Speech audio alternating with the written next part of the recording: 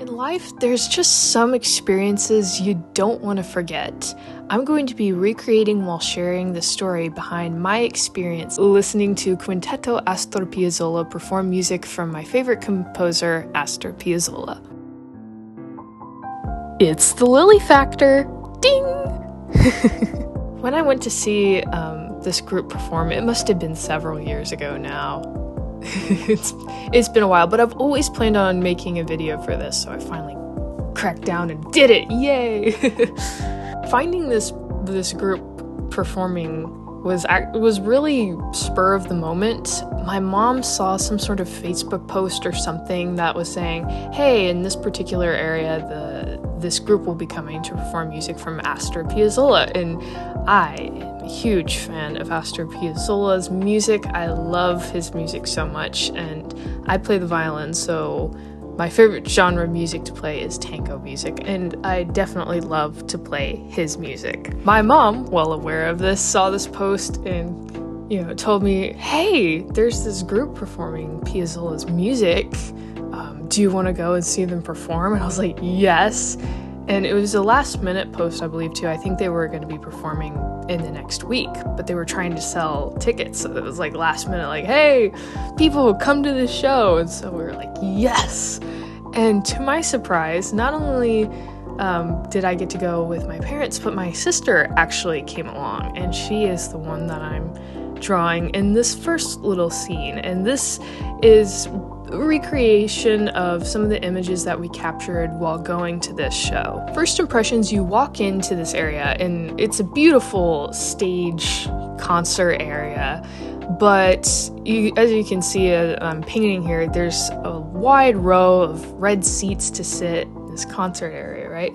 But there's also the stage, and walking in there, you go up to the stage to watch them perform. And this is kind of some things I'll talk about more in detail later, but basically Astor Piazzolla, traditionally when he performed his music, he liked it to be that people could sit around him and his other musicians, and that everyone could just kind of be seated around in like one inviting area rather than watching them perform from a distance on stage. So that's how this group decided to arrange it, was that we all got on stage and sat in front of a tiny stage on the stage to watch them perform. Using a red color pencil, I did the sketch, did some watercolor, and then I start going over things to refine the details, sharpen up the image with some Fineliners. I initially planned to use colored pencils, but the kind I used to do the sketching with couldn't go over the watercolors very well, so as I start this next illustration, I use the same pencil for sketching, but after doing the watercolor, I'll go over it with a different type of colored pencil that actually goes over watercolors really well, which is kind of funny because the pencil itself is very dull just on paper, but for some reason these pencils work really well over watercolor. I digress. So walking through this beautiful concert hall, we get onto the stage, and there's a bunch of seats surrounding this small stage within the stage. Getting up there, we ended up switching seats a couple of times before the show began. So in the third drawing I'll do on this page, it'll be a drawing of my sister and I sitting together, which in the picture I was recreating we were, but later on we ended up changing seats, and it ended up being that my mom and I were sitting together, and I sat next to this man who came to the show, and my mom and I asked him why, he likes Piazzolla's music and how he got into Piazzolla, and he told us about how his father was a popular musician, and he played many instruments, but he mainly played the accordion, which is actually the main instrument featured in Piazzolla's music, or the bandoneon, if we want to get technical. And he was telling us how he was the firstborn son, and that all of his siblings picked cool instruments to play, but he fell for the accordion. And I told him, well, I've always found the accordion to be an honorable instrument. And he laughed and said, I've never heard anyone say that before. I found it kind of neat to talk with him because he talked about how he just loved Piazzolla's work because it features the accordion, which is what his father played. So when he plays this music and he plays the accordion, it makes him think of his father and it connects him with his father. So I thought that was really, really neat. And he was surprised by me because going to this show, I was the youngest person there, my sister being the second youngest person there, but she would not have gone had it not been for me. And I don't know if she was too happy about going either, but for some reason she decided to come along. And so he was surprised that someone my age would be interested in music like this. And I told him, well, I'm pretty weird for my age. And he said, me too. Later on, a lady came out and introduced the group and informed us that this was a part of their world tour and that their very last performance of the tour was going to be where we were. So I was like, ha ha ha, we're pretty special. And someone asked her where they were from, and she said, Argentina. So I knew we were getting the real deal because Astor Piazzolla is an Argentinian. And when they came out, they had all of the instruments that Astor Piazzolla features in his music. So that would be the piano, the guitar, bass, violin, and accordion. Although the accordion player was a bandoneon player. Once again, if we're getting technical. The thing that was kind of funny to me that I noticed is the accordion/bandoneon player who came out onto the stage. When he got up there, they were all getting their music, getting ready to play, and he grabs his music and made a blatant effort to show the fact that his music accordioned out. So all of his sheet music, I guess, was taped together or something. So when he pulls it out, it all just unfurls like an accordion would. And I was like, that's kind of funny. When the lady introduced them, they were actually running late. So when she came up, they're fresh from Argentina and they're fashionably late. And they actually entered through the exit sign that's being drawn in this illustration. But yeah, so they were, I think, 15 minutes late. But whatever, who's counting? When they began playing, at first it was like a little rocky because I don't think they did any warming up before they came to play, and they probably tuned. I don't remember at this point, but I'm sure they tuned themselves before they started playing, but then they just kind of like kicked off immediately. One thing to note about Astor Piazzolla's music is that it's tango music, so it's written for tango dancing, right? But with his music, what he does so well, I like to say that he's kind of a master storyteller with music. What he does so well is the music will pick up speed and get really dramatic and have this sort of climax to its musical story, right? And then it'll get slowed down and it'll have this sadness or this like low point in the story, and then it'll kick back up again right when you're thinking, this is kind of boring. Nope. He just kicks right back into it and it just takes off, which I'm sure when it slows down is probably with the intent of giving the tango dancers a little bit of a break. But it's just so well done with that storytelling. And so of course they would just kick right in and start playing, right? And as they started playing, in a little while into it, the man who was sitting next to me leaned over to me and whispered, "This sounds like traditional Piazzolla to me," and I nodded, It sounded so good. And there was quite a few songs that they played that I recognized, because I wasn't sure, as much as I listened to his music, there's still a lot of songs I don't know, right? So I wasn't sure how many were going to be familiar to me, but a lot were. Two of my most favorite songs by Astor Piazzolla, and they're also my favorite songs to play on the violin, is Cafe 1930, which is a really beautiful song, and it's written just for a violin and an acoustic guitar. And it's one of these songs that starts off really sad, and it'll change to where it gets kind of happy and upbeat, but then it'll kick back into this sadness. But it's such a rich song. It's so beautiful, and it's so much fun to play on the violin. And then the other song of his that's one of my favorites is Libertango, which that's the popular one. I mean, if you play a string instrument, or I don't know, the chances are pretty good if you play an instrument and you like to play tango music that you've played Libertango or heard it before. That's his most popular one. And so the whole time, that we were listening to this group playing Piazzolla's music, I was just sitting there thinking, when are they gonna play Libertango? I want to hear Libertango. And, they saved the best for last, because they ended the performance with Libertango, so that was great.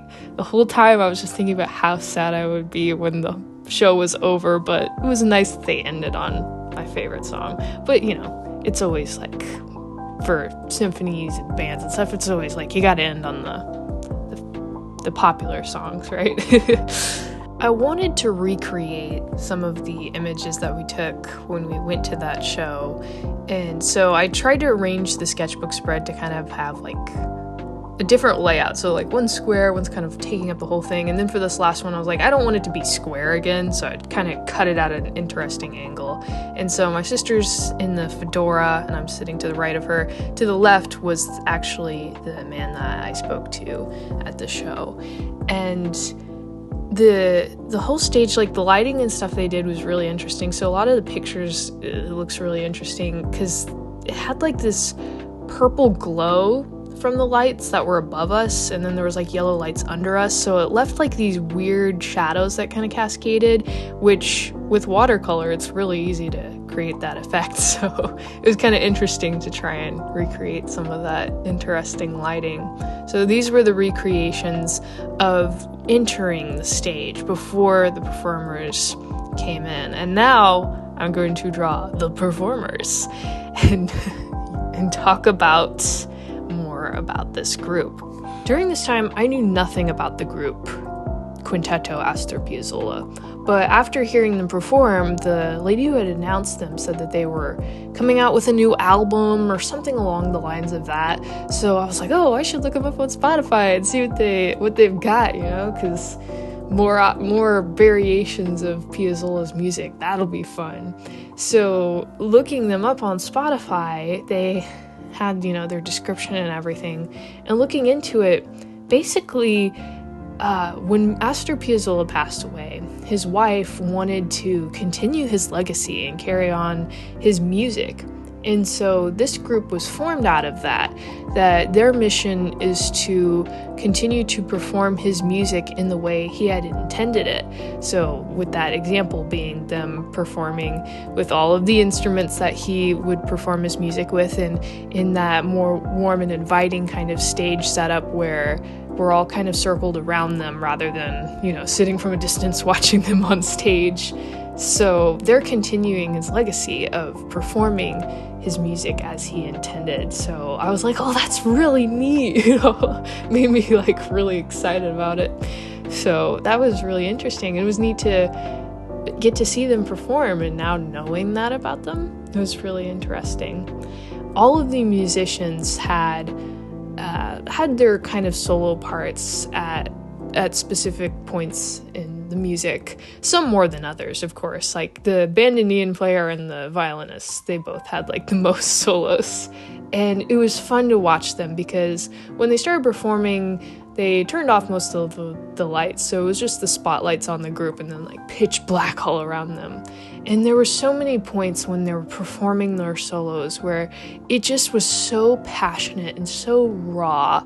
If you've ever seen La La Land, you know that scene with Ryan Gosling's character Sebastian, where he's playing on the piano in that restaurant and he starts to play his own music and he gets really passionately into it, where all the lights around him go dark and it's just that spotlight on him, just zoned into his music, where it's like you're no longer playing the music, you are the music.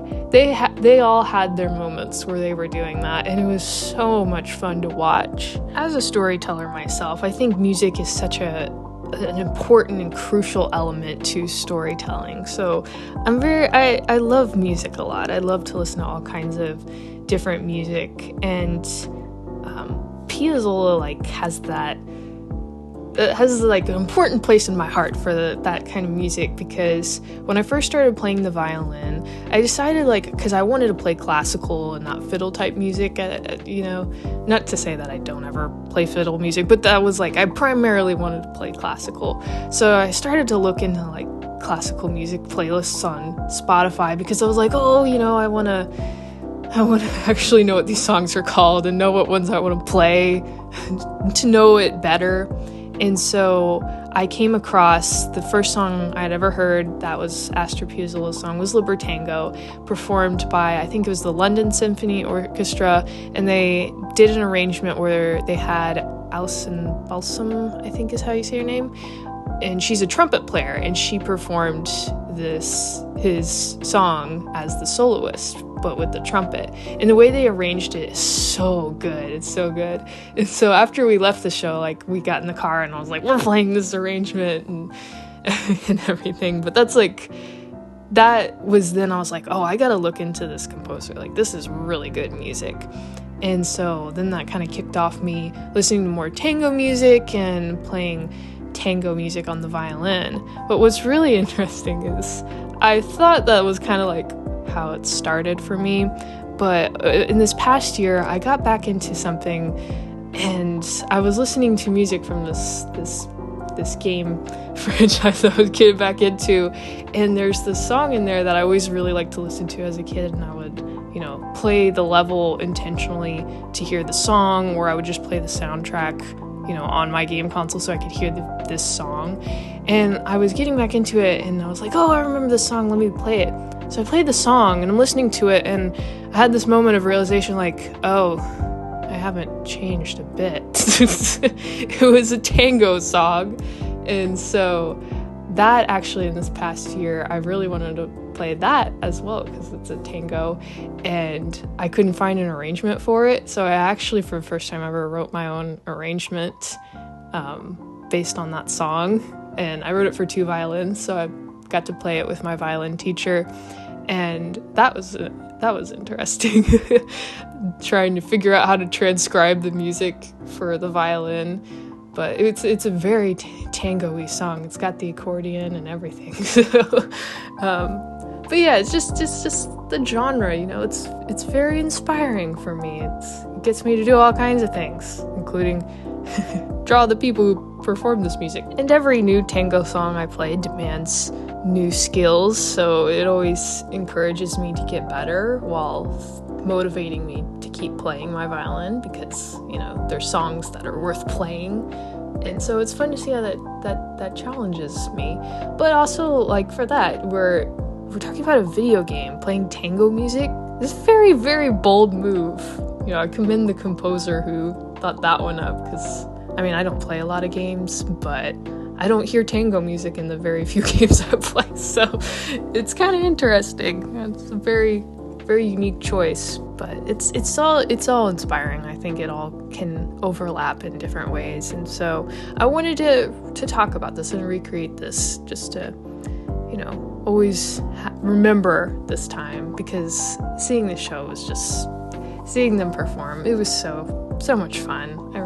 So I always wanted to make a video on it, and I just been putting it off for forever. But yeah, so I'm drawing the musicians, and I drew the violinist and then the bandoneon player. And as you can see, he has like a step stool that he, you know, can step on, so he can set the bandoneon down on his leg. But he also like has a towel too, so it doesn't hurt him. So yeah, I ended up drawing them really big on the sketchbook, and I was like, man, I kind of wanted to get everyone in there, you know. So unfortunately I had to draw the other musicians a lot smaller. So it was just bad foresight. But yeah, so then I got to draw the cello player, or not cello, I'm sorry, the bass player and the guitarist, the pianist.